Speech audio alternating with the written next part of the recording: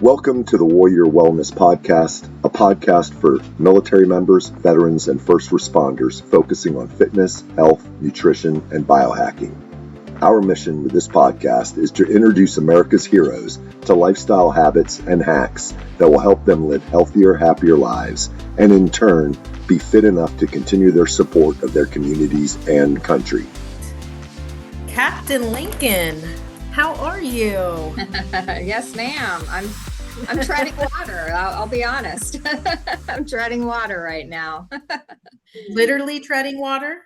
Or Well, yeah. I mean, I try and get into the pool every afternoon as my clearing out. It's kind of a recovery process for me at the end of a long day here. But yeah, literally and figuratively, I guess. Yeah.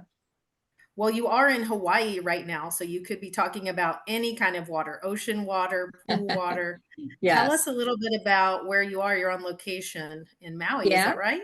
Yes, I am. So I work for FEMA. So I am a mental health, disaster mental health support specialist. So I am a deployable asset, just like, hey, back when we were in the military, right? Coach K Bar, this is a reminder of the way things were back then. And, I can deploy it, at a moment's notice, and got that moment's notice a couple weeks ago. So I've been here in Maui supporting our disaster responders who are supporting the survivors of the horrific wildfires that came through here in Lahaina.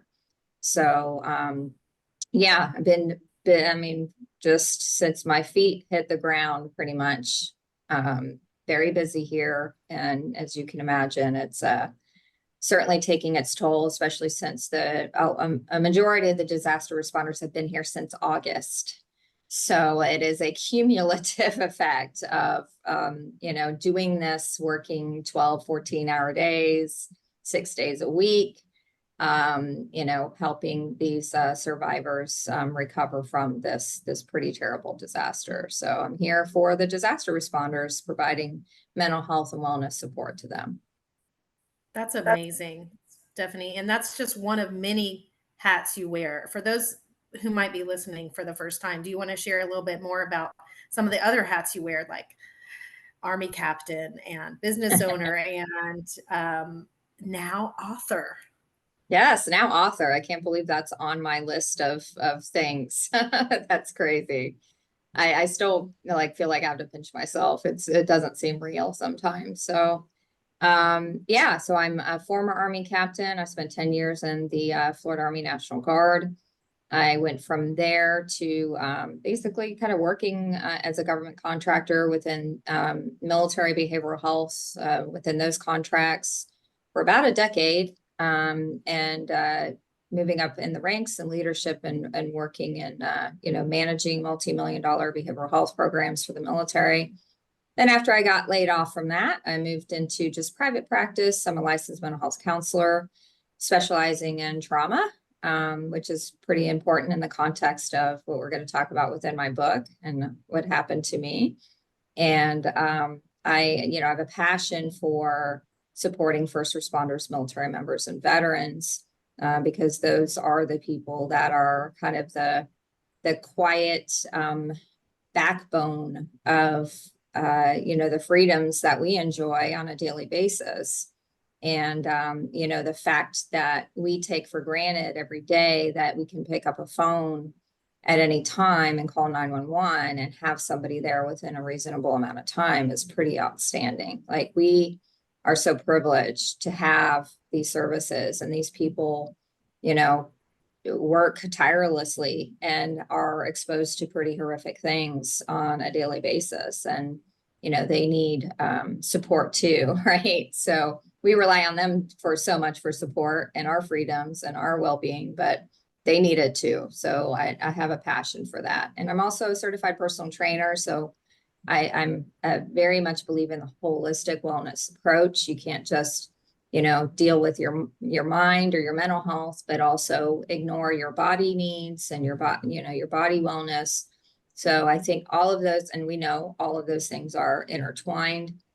So that's just also a piece. And also I'm a metabolic mental health expert. So I have specialized training in the effects of, your metabolism on your mood and mental health. So we know all of these things are connected, and you got to do them all. So I have specialties in all the things. So I'm not just targeting one thing and then sending you to somewhere else for the others and hoping that works out.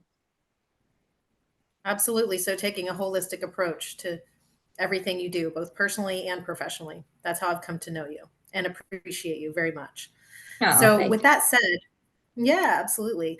There might be some people listening for the first time who might not know about your experience. When you talk about having a trauma, you're not just helping others and supporting others and partnering with others through their trauma. I think we're here today to talk about a very life-changing event, both for yourself and everyone who cares about you. And for those of the listeners that don't know, would you mind just sharing with them what we're going to talk about today? What happened to you in the Olympic National Forest? Yeah. Would you like to share some more information? Yeah, so I'll just kind of give the 30,000 foot view of context of what happened to me. So in I think it was August 8th, 2020, which actually is a strange coincidence because that's the exact day that the wildfires happened here in Maui, like last year. So it was on my anniversary of my own trauma that these people went through their own. So very strange coincidence here. So that number 8 is actually a pretty significant number for me in my entire life.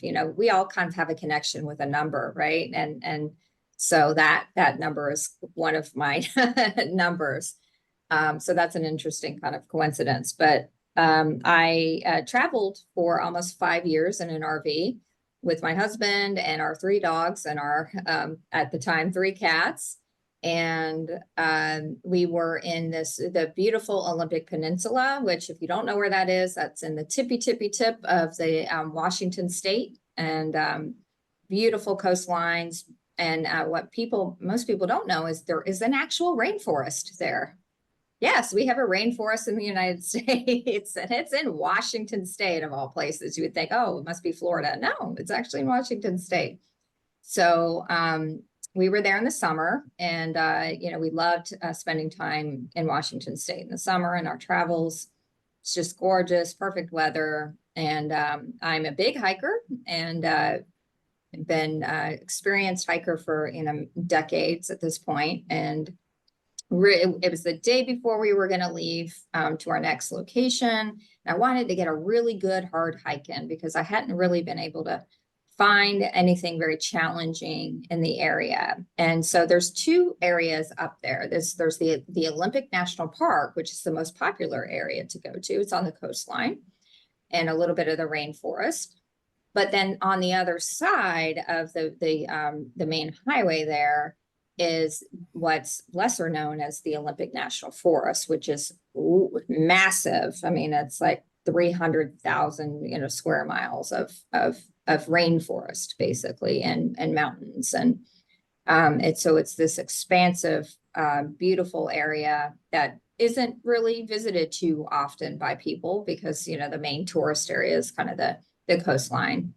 And I found a trail and the last day and decided, hey, this is going to be a ridgeline trail. It's going to be nice and challenging.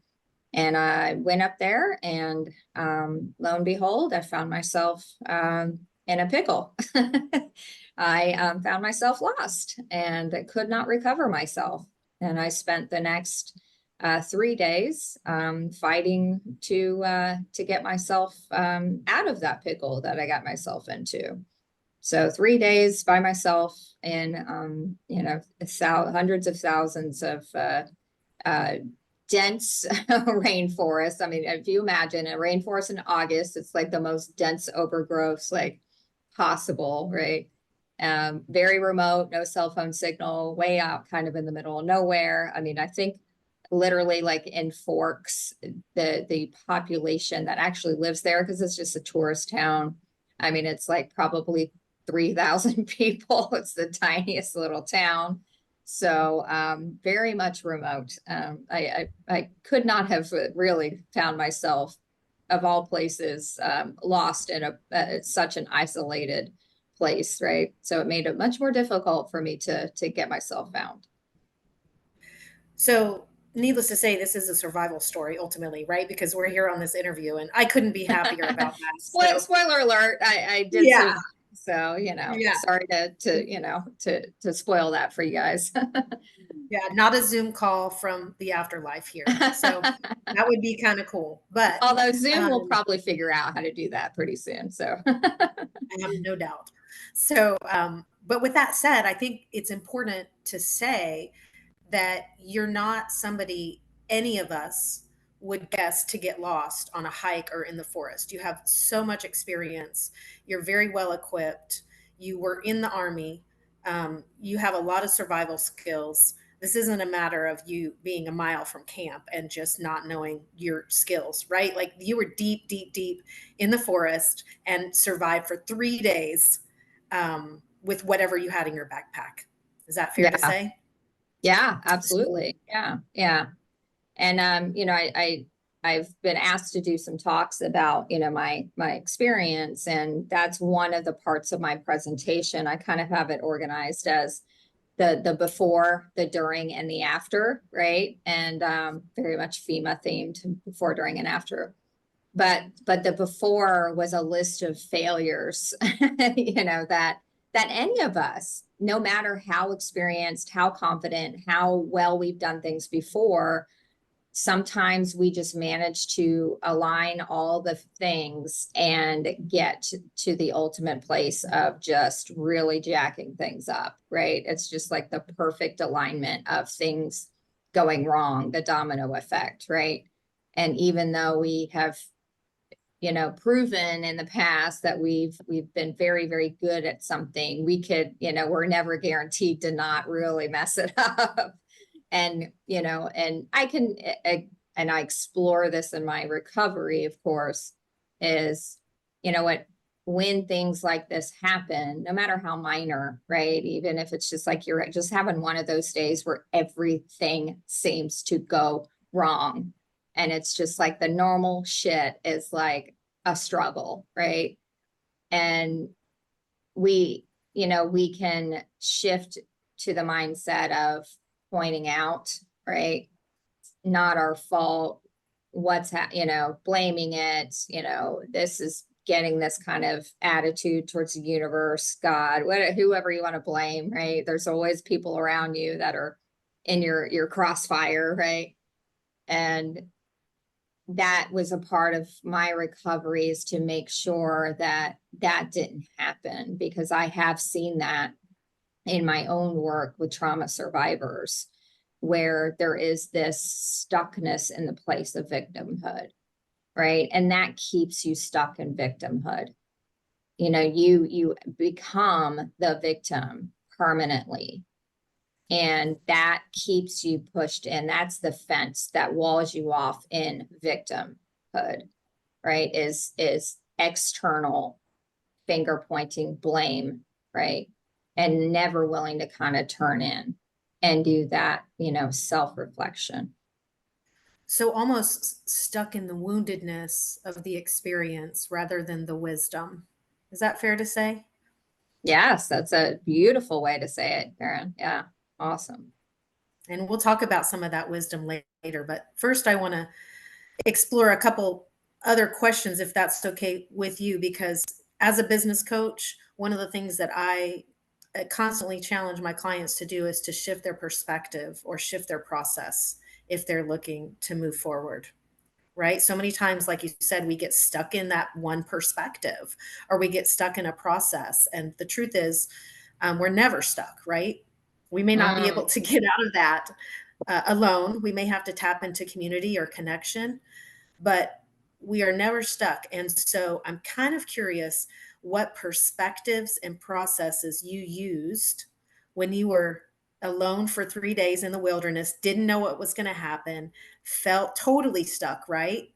I'd like to talk about that. But since you mentioned that everyday feeling that we have when nothing's going our way, I Mm-hmm. think a lot of listeners might want to know, what lessons did you learn out there that can help them get through every day? everyday Yeah. challenges. Yeah. Yeah, it's that perspective shift, right? That you just talked about is, yeah, I mean, of course, at first when I realized like the ultimate truth that I was living with at that moment of, oh, I'm fucked. Like I am lost. And not only am I lost, but the context of this may likely kill me. Right. And I think that's what happens when people are going through very difficult things is that immense burden of that threat. And it doesn't have to be life threatening, but just the context of that burden of just suffering and all the things that go along with that just settles as like a literal weight on your mind and your body. And it is a really hard place to be able to step out of that cloud that had settled upon you, that weight. And I almost think that I had an advantage actually in that situation because of the fact that it was life threatening. And I did not, what I also could have gone to was a place of denial, thinking, no, this isn't life threatening. This isn't happening to me. This won't happen to me. Right. Which sometimes we engage in that. And I did go through that mindset at first. Right. But, just really shifting back to the facts. Right. And as a counselor, that's what I do a lot with my clients is separating the emotional truth from the actual facts, right? And it's okay to have both at the same time, but if you are able to kind of parse those things out, yeah, I'm feeling this certain type of way, and yeah, there's a really good reason for it. Okay, sure, there's nothing wrong with that because yeah, Jesus, like being lost in hundreds of thousands of acres of wilderness is pretty damn scary, right? And all the things. Okay, great. That's over here. But what are the facts? Right? What are the facts of my situation right now? And a lot of times we can find a way to kind of gain perspective by just shifting over to those facts and going, okay, you know what? I'm actually safe right now. Right? I'm not going to die in this moment. Like I'm perfectly safe. I'm standing here on this ridge. I've got water. I've got some supplies. I'm okay. I'm not injured, right? I'm good. Okay. I'm just going to sit with that for right now, right? And that's a place where you can kind of give yourself a break from that burden and just finding those moments because there might be some things you can control. There always are some things you can control. There may be a whole lot that you can't, but only focusing on the things that you can. And that's going to give you those little victories. I am so big on little victories. You cannot focus on winning the war. You cannot. You will lose the war. Absolutely. You got to figure out what's the next battle, right? And how do you win that? Strategize for that. Focus only on that. Because if you're only focused on the win in the war, you're going to lose. And so that's the mindset shift I took was what's the next battle, right? Okay, I'm standing here. I've realized I'm lost. Okay, I had the kind of panic attack. I'm done with this. I shifted the emotions to the side. I'm looking for what I can control, right? Okay, what's next? Right. And that's all I did for 3 days was what's next? What can I control next? Right. Little teeny victories that I could have along the way. I love that. So if I heard you correctly, it's about staying in the moment. Yes. It's about taking inventory of what you have, being grateful for that, and Mhm. deciding what the very next step is in a series of small micro yeses, one at a time. Yes, exactly. Yes? Perfectly summarized. Yes. Okay, perfect. So I think that could translate really well into the overwhelm we feel in the daily demands of our lives. And if certainly if we're carrying trauma or conflict on top of that, really not knowing where to start. But what I heard you say is I picked one thing and that's where I started. And I didn't think about all the things that I had to Yes. do. I thought about the step in front of me, almost like the headlights on a car. What's the next distance that I'm going to drive, right? I can't see the whole journey. There's like a Mm-hmm. saying, right? Only needing to be able to see as far as the headlights. And I think that's what I Mm-hmm. kind of say there. Yeah. And that, and again, kind of having compassion and understanding for that innate animal response of not being able to see beyond the headlights, right? Of course that's scary, right? That's perfectly natural. And I think what we engage in, all of us, is we start beating ourselves up for being scared of what's beyond our control or what's beyond the headlights, right? And or or just we judge our emotions so much, and like these are perfectly natural. And actually you should say thank you, right? Thank you, animal brain, because you're doing your job. Yeah, A+, like you get a raise. You're doing what you're supposed to do, right? This is why our species has survived for so long, right? Is Absolutely. doing its job. You know what? You bring up a really good point, Stephanie, about beating yourself up. Because I think a lot of us beat ourselves up, A, for things we can't control, like you mentioned, but also the only ifs. If I would have done it this way, or if I should have done that, right? And Yes. so I know you've gone through a lot of recovery since that time. And so, what skills or mindsets or perspectives would you share with the audience in processing through that and choosing another route of forgiveness Mm-hmm. and compassion? Yeah. And so here's where I think I accidentally stumbled into, but maybe I'd been doing it all along. But then later I learned about this concept and I was like, oh yeah, I've been doing that. And that's kind of what I use. So the gap in the gain strategy. So the gap in the gain strategy is it helps you learn from the past, but also keeps you out of the place of getting in that feedback loop of the what ifs, but what if, but what if, but what if, right? Because that is not helpful, right? And I liken it to, I love your car analogy, we'll just stick with that, is if you are always looking in the rearview mirror, how could you possibly move forward? It's impossible. You're gonna crash into something, right? That's right. The windshield is bigger than a rearview mirror for a reason. Yes, exactly, right? So think about it that way, is if you're constantly what ifing, then you are only focusing on that rearview mirror and you're attempting to drive you think this is going to be helpful or somehow make you move forward. No, that's impossible. You're going to crash. So I you love can that. quickly glance into the rearview mirror, right? Which is very healthy, right? Get the summary of the information you need to know in order for you to navigate forward, right? I love And that. so it's not that you rip the rearview mirror off, no, because that would mean that you're not learning from your experiences, and that's not going to get you safely to the place you need to go, right? And so I did a lot of that.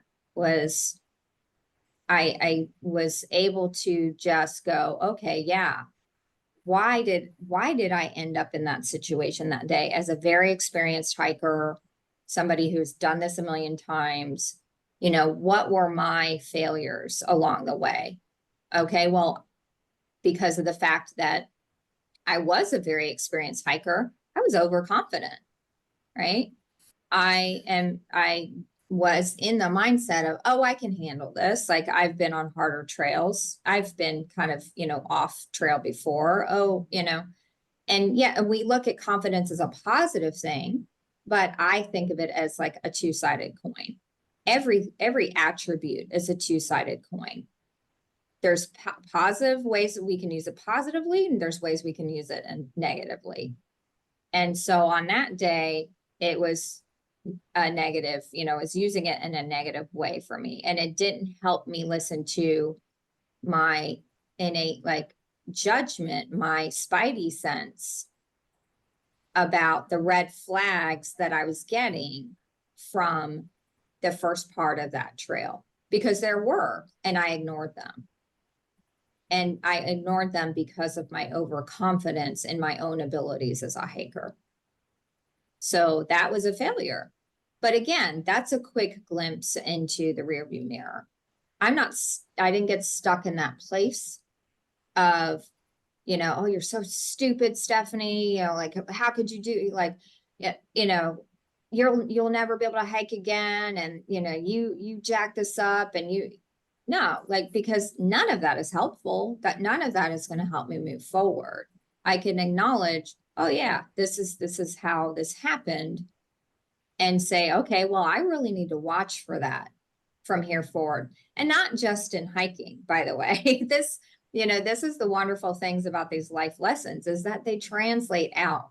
And there's this butterfly effect of, okay, well, where else do I do this in my life? And how does it negatively impact me?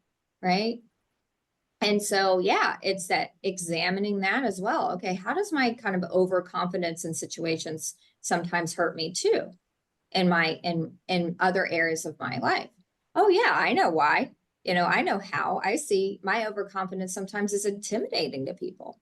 And maybe it's a wall of connection between me and someone else because I seem so overconfident. I could seem, arrogant to some people, right? Because of my overconfidence. And that's a barrier to social connection, right? And so just examining, where do these things show up in my life, in my relationships, in my career, right? Absolutely. Wow. I'm really glad you touched on that, because there was another pattern that I think you spoke to in the book, and certainly in our personal conversations, about isolation and solitude. Yeah. So you were probably in as much solitude or isolation as is possible, I would argue, right? Yeah. Physically, did you feel isolated mentally, emotionally, spiritually? How did you stay connected? How do you keep hope alive? And what lessons did you learn about isolation and solitude while you were there? Yeah. Fireteam Whiskey is now found on Burn-A-Long. We're so excited to be able to provide all of our fitness and wellness content right on this platform, with thousands of other licensed and credentialed providers who are specialized in fitness, health, wellness, and even financial literacy. So if you've ever wanted to join the Fireteam Whiskey programs, now is your chance to not only get all of our amazing content, but also get access to hundreds of thousands of videos that will help you be well. Fireteam Whiskey is one of the exclusive providers on the Burn-A-Long app. And all you have to do to go to join us is go to fireteamwhiskey.com, click on the link at the top of the page, and use that special coupon code we have for you to get Burn-A-Long for as low as $9 a month. I love that you brought this up.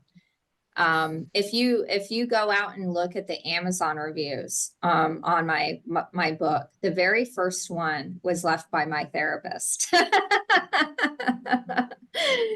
So you get a glimpse into, and by reading the book, I'm very open about this in my book, about the really, oh God, the universe is so ironic, right? Like Mama Universe will make sure that she brings up the things that you need to work on the most over and over and over again. Unless you satisfy her, she's gonna bring it. hear And ya. I really think that was my ultimate moment of bringing it. Like the universe was like, oh yeah, bitch, you know, you don't want to work on this? And guess what? Here you go. Figure this one out. You want to get out of this one?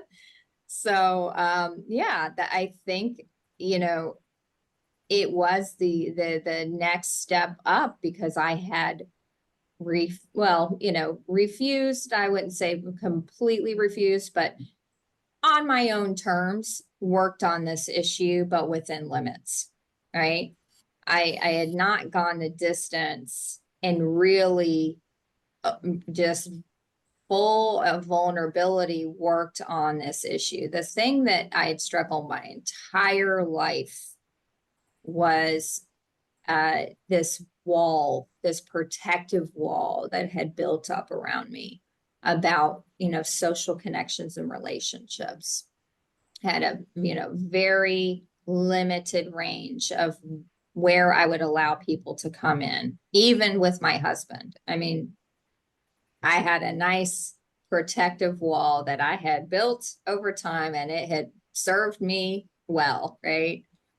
And, you know, this is coming from a therapist, right? So, and it was a place of protection and a place of protection for a lot of very good reasons, you know, and, but I had, you know, worked on that wall a little bit, but I hadn't brought it all down, right? And I brought maybe a few layers down, but I certainly was still hiding behind it. And it certainly was very much there in my life. So the irony of my situation was not only was I physically as isolated as I could have possibly been in my entire life, I mentally was as isolated as I had ever been in my entire life. And not because that happened to me. I was already in that place mentally before I started up on that trail that day.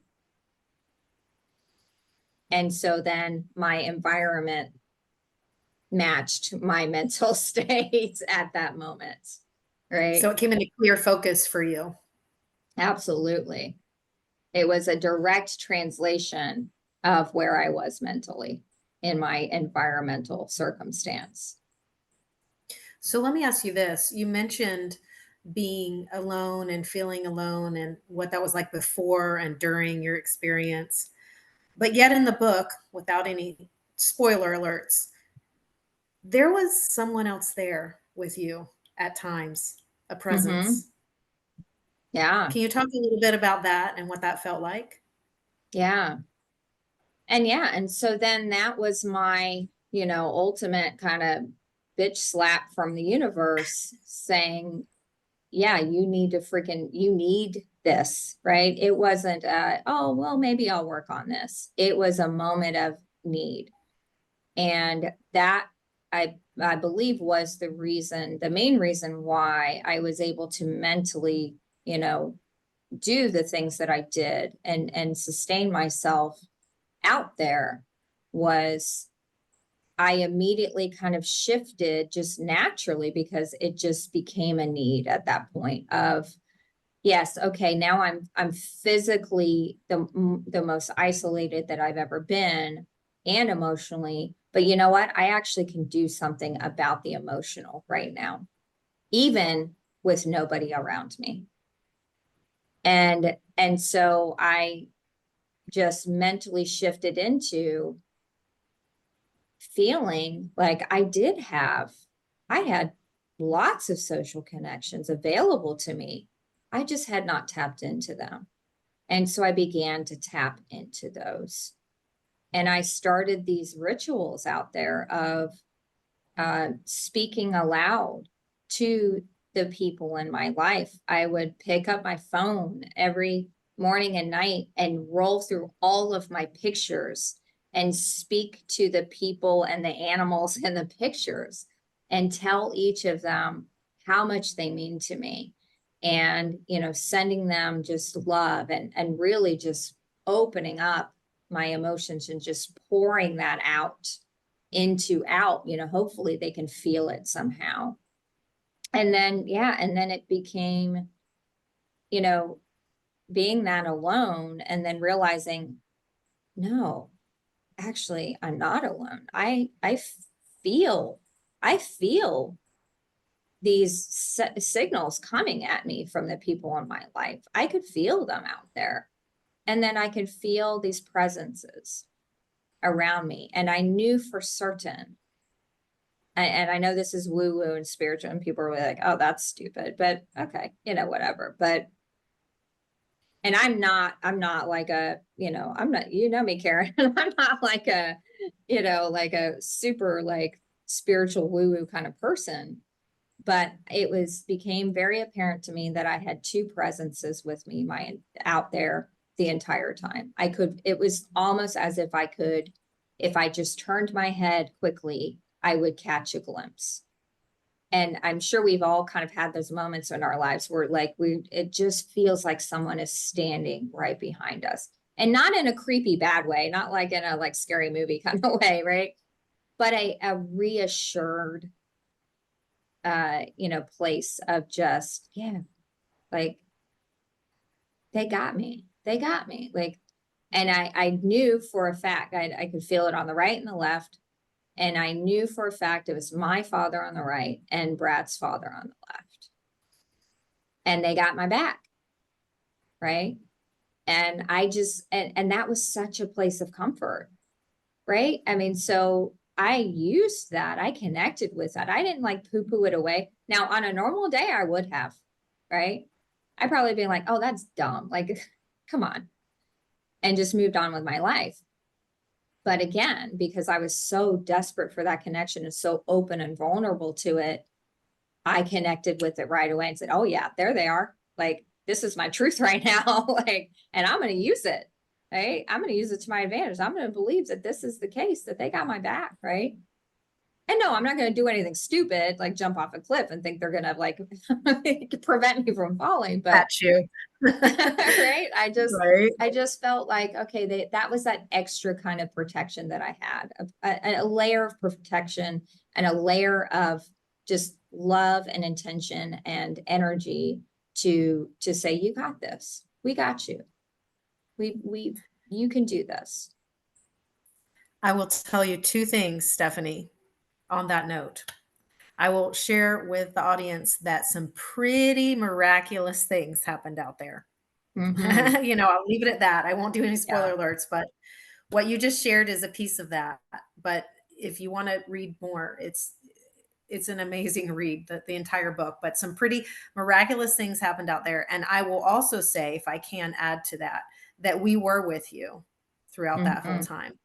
I was, the second thing I wanted to share is, I was, at my house when I received the message from our friend April that you were due back at a certain time and that you hadn't come back, right?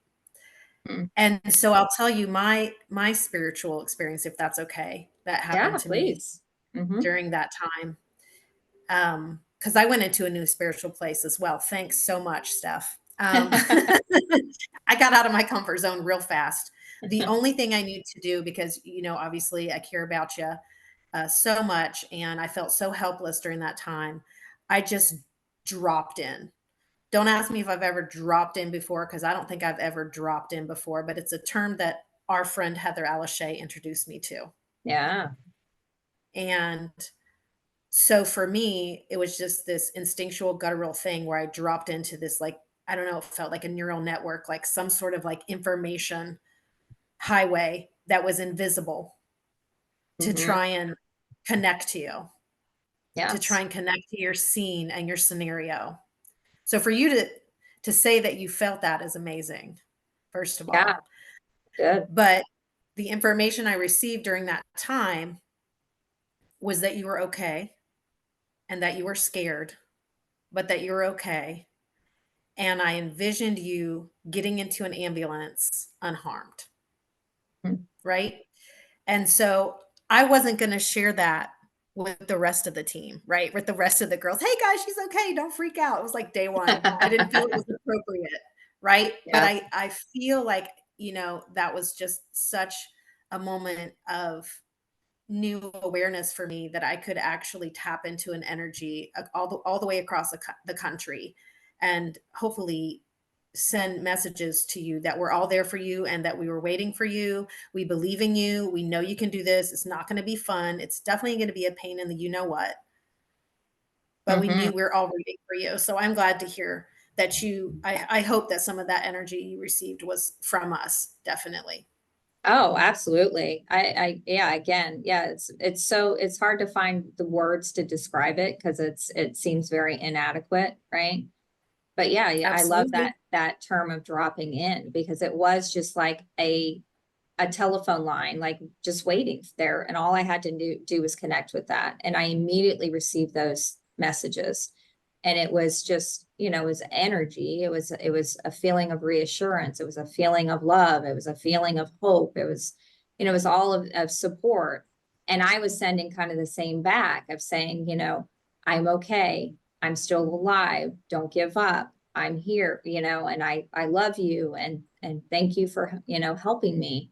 And I really do feel like I tapped into that energy and it used it to such an advantage out there. And like you had alluded to, I think it manifested itself in, there's this kind of term of like the universe is going to, like kind of alter itself in order to support your will, right? I really felt like that happened at certain moments in time out there with those kind of miraculous things that cannot be explained otherwise, right? And I really do believe that was that translation of energy of how could it not, right? It was like we set up the circumstances of how could it not happen for me in this way, and how could it not manifest itself and give me exactly what I need at the moment in time that I needed it, right? And so yeah, that I really do believe that was a huge reason why I was able to survive. What motivated you to share your story in this format? You wrote a book, for those of you who don't know. Stephanie decided to write a book about it, which is awesome. I'm glad you did. It was an amazing read. It had me laughing, crying, in suspense, like just relief. Like if you want to go on if you want to go on a ride or travel, just, don't worry about it. Just read this book. I mean, it was just a trip. Okay. It was amazing. Journey, I think. So what motivated you to share your story in this format, and what do you hope that your readers will take away? Yeah. Um, about, I don't know, maybe 3 or 4 months after I survived that experience, many people had kept telling me, "Oh, you should write a book." People say that to people all the time, right? I'm not a writer, right? I've never written a book. I don't, that's not what I do for a living. There would be no reason why anybody would say like, "Oh, Stephanie should write a book." And I certainly had never thought of that before. But people kept saying it to me because it was such a, just an interesting experience. And I think what happened was again, a lot of the theme of my book is why it's called Born to Be Brave, was that this is the premise of it's not just about what happened to me in those 3 days. It is about how my life experiences way before that, even from birth, moving forward, place the puzzle pieces together in a way where I would be able and be equipped with the tools I needed to survive and thrive from that experience. And so I kind of, in my own kind of mental, working with my therapist and own mental recovery from the trauma, all of these kind of perspectives, and awareness and insights kept coming to me. And really, actually, I'll just give credit to my therapist. And again, yet another puzzle piece that was put in place many years ago that led up to my choice to write a book was back in when I first met my therapist. We met at the dog park, and it was when I had my my little brand new puppy, Molly, and I started bringing her to the dog park. Now she's old, but that's back when she was a puppy, and I used to take her to socialize her. And I had met my therapist at that dog park. And we had that in common. We're both licensed mental health counselors, right? But again, yet I was in that mental space of my wall was up, right? Especially with therapists. I was like, oh. And of course, being a good therapist, she read me like a freaking book, and she knew exactly what I was doing. And in a lot of ways, actually, I was very much like her. She's told me this. I'm very much like her son. And so she kind of, our relationship began to slowly develop. And we kind of had an interesting kind of dynamic, as she was kind of the sage and the wisdom and the therapist and the kind of mother type of person to me. And she suggested along that journey for me to read the book Wild by Cheryl Strayed. And, it was a book about hiking, a girl hiking the PCT, right? And something maybe I want to do one day. So I was like, oh, this would be interesting. Oh, shit, man. That book rocked my world. I have probably read that book 10 times because it was a book about a hike, but it was a book about a mental trauma recovery, a mental journey that really resounded with me. And it really made me think of some things for myself. And it was just one of those books. I know we all kind of have those books in our minds of like, wow, that kind of like rocked my freaking world, knocked me off my feet. And what she did in that book was, yes, it was about a hike, right? But it wasn't about a hike. It was about a journey. It was about a mental, emotional, psychological journey. And not, not just the physical journey, but the mental journey before, during, and after. And so my therapist, working with me post, my adventure in the Olympic National Forest, she said, wow, this would be such a good book. And kind of like Wild. And I was like, and it just kind of hit me. I was like, how can I not write this book? Like, and maybe, with knowing the impact that Wild had on me, maybe my book will change somebody's life the way that her book did for me. Now, I'm no Cheryl Strayed, right? I mean, she's just a prolific writer. But then something happened that as soon as I decided to write the book, literally it was probably a week later when I started writing, my therapist reached out to me and said, oh my God, you'll never believe this. There's this writer's workshop with Cheryl Strayed at this holistic wellness center coming up in a couple of months. And I was like, again, universe was like, ding, ding, ding. Here's your reward. Yes, this is exactly what you need to do. And this was the reason why you did it. And here you go. Like, you get to work with Cheryl Strayed on your book.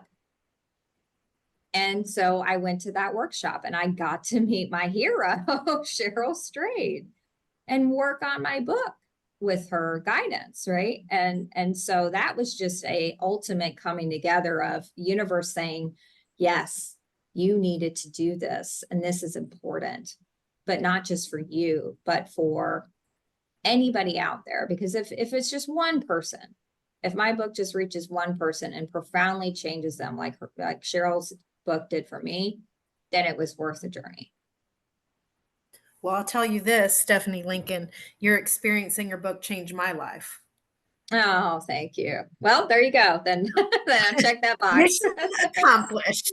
And I think it probably changed a lot of people's lives. Our Army buddy, April, as well. You and I and April are all Army buddies, and Kim, from the Navy, and everybody else in that circle that loves you. And I know all of our lives were changed just witnessing your journey and quite frankly, seeing how you've recovered from your journey has been completely inspiring. And I think one thing that was interesting to me is that you dove right back into the wilderness. You said, I'm not going to let this define me. In fact, I'm going to just go camping by myself, more than once, hiking by myself. Right. And so I think that's important to share. You've had a number of outdoor experiences since 2020. Yes. Yeah. Yeah. Yeah, and this also may be certainly maybe a flaw on my part as well that I continue to need to work on. Because armchair, Monday morning quarterbacking here. Maybe my method probably wasn't the most uh, progressive way to do it. I always say I'm a ready, fire, aim kind of person. That's my personality. I'm a ready, fire, aim. Right. Because if I think about it too long, right, I'll talk myself out of it. I'll find 104 reasons why not. Right. And so I know that about myself. And in knowing that about myself, I tend to just jump in like with both feet and just like, I'm a fuck it kind of girl. Like I'm just like totally a fuck it kind of girl. And that can get me into trouble sometimes, but there's a lot of benefits to that approach. And yes, that's what I did literally, I think it was 2 weeks after I survived that experience. We were in the beautiful, lovely Bryce National Park area. And there's this beautiful area that most people don't know about. It's called the Red Rocks. And actually, if you know they're in Disney World in Orlando, there's a roller coaster that goes through Red Rocks, and they've changed the name many times, but the name the name is eluding me at this point of that ride, but at the time it's actually named after that trail that I decided to do that day. So it's this beautiful Red Rocks, and it's just gorgeous. And I decided, yeah, I've got to get out there. I got to get back on the horse, because if I don't, then I'm going to lose something that I really love, because I do love hiking. And I do get a lot of beautiful things from hiking, and I didn't want to give that up. Right. And because of my fear, right. That's a stupid reason to give things up, is fear. And so I had to get back on the horse. I had to force it. And so I did do a little short hike by myself. Brad sat in the car in the parking lot. I had cell phone signal. I kind of did a little test run. Yes, I had to work through the anxiety and the panic and all the stuff, but I got back on the horse, and then the ready, fire, aim, diving in with both feet, decide, oh, okay, so I did that. So now I'm just going to hike into the backcountry of Zion and do, a solo backcountry overnight trip. You're back on the horse, right? It made perfect sense to me at the time, but because I just wanted to I just wanted to recover. I wanted to prove to myself that my fear cannot control me. And then so I did. I hiked into the backcountry of Zion National Park. I worked through all the things. You read about that experience in my book.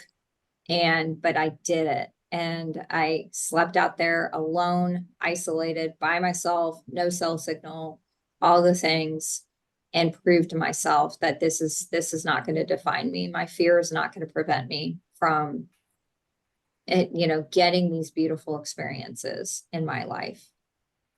I love that. Stephanie, you were absolutely born to be brave.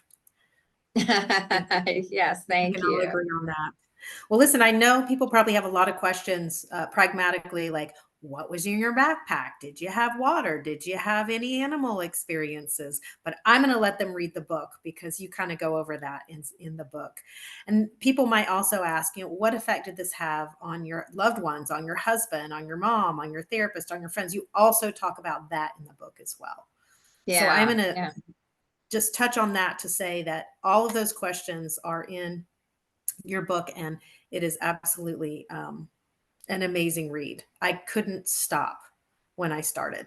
So if you wouldn't mind, right? Like, it becomes one of those things you're like, I was constantly looking for an opportunity to sneak away to read another chapter, just one more chapter. One more, how late is it? I need to go to bed, So So where can people find the book if they're interested in reading the book?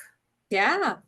And I love that you enjoyed that part of my book. And I'm not sure where I got that idea, but I do think that's a very unique aspect of my book when it comes to like survival. There's a bazillion survival, storybooks out there, right? But what I've never seen is the inclusion of the perspectives of the friends, family, loved ones in a survival story book. And I think that's an important aspect of this because, I could, again, that's part of the recovery, right?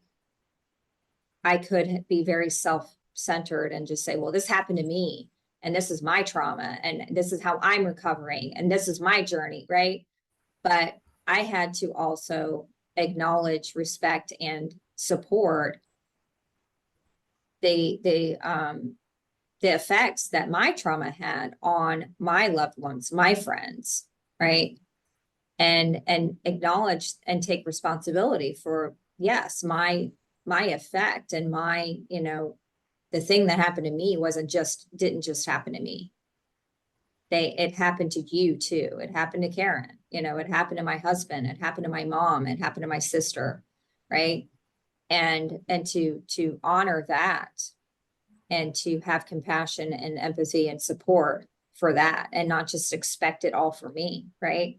Because we can fall into that trap of just being again, that gets you trapped into victimhood, right? It's all about me. It's all about my recovery. It's all about what I need from everybody else, right? But I have a responsibility to support those that my incident affected as well, right? And so I that think you was did a my, good job, right, of making sure you had what you needed to recover first, right? You made sure that you were physically, mentally, emotionally on a recovery path, and then added that layer in. It's not like, you thought about everybody else and yourself last. I think you had the horse before the cart instead of vice versa. So I yes. really was so glad to see that happen in that order. You really did a great job of self-care and putting your oxygen mask on first, and then peeling back the layers in your Yeah, circles. absolutely. Yeah, yeah. Thank you. Yeah. And so, yeah, my book can be found anywhere books are sold. You can even ask your local library. If you have ebook, well, all the libraries systems nowadays have ebooks. You can actually find my book in the ebook system in your local library. So if you just, want to get it through your local library, you can. It's in all three formats. Audiobook is coming. I had grand plans to do it this spring, but hello, mahalo, we're in Hawaii now. So hopefully after my deployment, I'll be able to work on that in the summer. So stay tuned for the audiobook. And so Amazon, Barnes and Noble, anywhere books are sold. That's awesome. And so, you guys, thank you so much for tuning in today. Stephanie, thank you for taking this time to reach out. If you're interested in learning more about how to switch your perspective or your process in your business, I would like to connect with you as well. You can find me on LinkedIn. I'm under Rivera KL. Stephanie has some amazing services as well. If you want to tell them about the services that you can offer if they're looking for trauma recovery. Yeah, absolutely. Yeah. So I have a little private practice. I offer short-term trauma recovery services. So a really interesting method that I'm trained in called the Cortina method. And it's a very quick approach to resolving maybe trauma that you have been stuck on and unable to step out of and into a path of recovery. So just check me out at warriorwellnessprograms.com. Awesome. Can we pause for a second? Are you going to be editing this? Yeah. Or is it just straight through? Okay, awesome. Because I just realized I brought that up and I was like, maybe it would be better if you asked me to bring it up than me just No, I love spontaneously. it. Yeah, no, I think it's Okay, fine. Yeah, no, it worked just fine. awesome. Yeah. Should we And should we but I outro? also want to include my book website too, which I didn't do. Okay, so let's do that right now. So I'll just ask you the question. Mhm. So do you have a website where people can purchase the book? Yeah. So if you want to learn a little bit more about my book, read the, kind of synopsis, see some quotes, and actually you can get the chapter 3 for free as well on the website. So if you want to go to borntobebravebook.com, you'll, see some fantastic photos that our friend Julie Ryan from Julie Ryan Photography did with me. I have to give a shout out to her too here, because she actually shot my photograph for the cover of my book. So if you see that beautiful photo on the front, that is our friend Julie Ryan. And she flew all the way out to Washington State, and we rented a camper van and went and camped in Rainier for 5 days and did all these beautiful photos. So you'll see her lovely photos and on my website as well. And so hopefully you like the cover, because I crowdsourced my cover. I put covers out there. Like I made about 8 covers, and I actually had people vote on the ones they liked. So this was a collaborative experience for people, and they got to vote on my cover page. So it was really excited to see what people, thought, what people resonated with and connected with the image, because it wasn't my first choice, which was interesting. So again, I really was trying to honor the people in my life and their, contribution to getting this book published. We do not live alone. We live in community. And that's a good example. What was that website one more time for the book in case people missed it the first time? Yeah. borntobebravebook.com. Awesome. I will ask you one last question. I know a lot of your experiences, in physical training and diet and nutrition and lifestyle really helped you while you were out there. And that's something that you also do or have done in the past. Can you tell us where we can find out more information on the role of nutrition and fitness and that holistic approach that you talked about? Can you tell us where we can find out more information about that? Yeah. I mean, I have tons of resources on my Warrior Wellness Programs website. So warriorwellnessprograms.com. I mean, everything from recipes to eating plans to blogs about nutrition. It's a real passion of mine. And yes, I mean, you're correct, Karen. The average person going out there and going 3 days without food, and especially the physical endurance and physical stressors that I went through. Again, born to be brave, like all of these things, all of my conditioning and preparation for those things. I've already fasted. I've fasted up to 5 days before. So I was prepared. My body and mind were prepared for that stress. And so most people have probably haven't gone 1 day in their life without food. And that could get you into trouble real quick and get you into hypoglycemia. And that certainly wouldn't have been a great factor for me to be dealing with what I was dealing with out there in order to try and survive. So very important stuff to, again, this is about holistic wellness. You can't just ignore your body, right? That is a part of this healing journey. That is a part of your wellness and health. And so, yes, there's tons of information on warriorwellnessprograms.com. Awesome. Thank you so much. Any parting words you want to share with our audience today? I just want to thank you, Karen, for being so willing to do this with me. I thought long and hard about who I wanted to have interview me for I could have done a solo episode, just talked, but I think your perspectives and your experience as a coach and, the fact that you read my book and that we're good friends and fellow Army buddies, it made you the perfect person to do this interview today. And you did a fantastic job. So thank you so much. I'm just grateful to you for taking the time to do this. It was really my honor, as it always is when we're together. So thank you so much for allowing me to be here with you today in partnership. Thank you.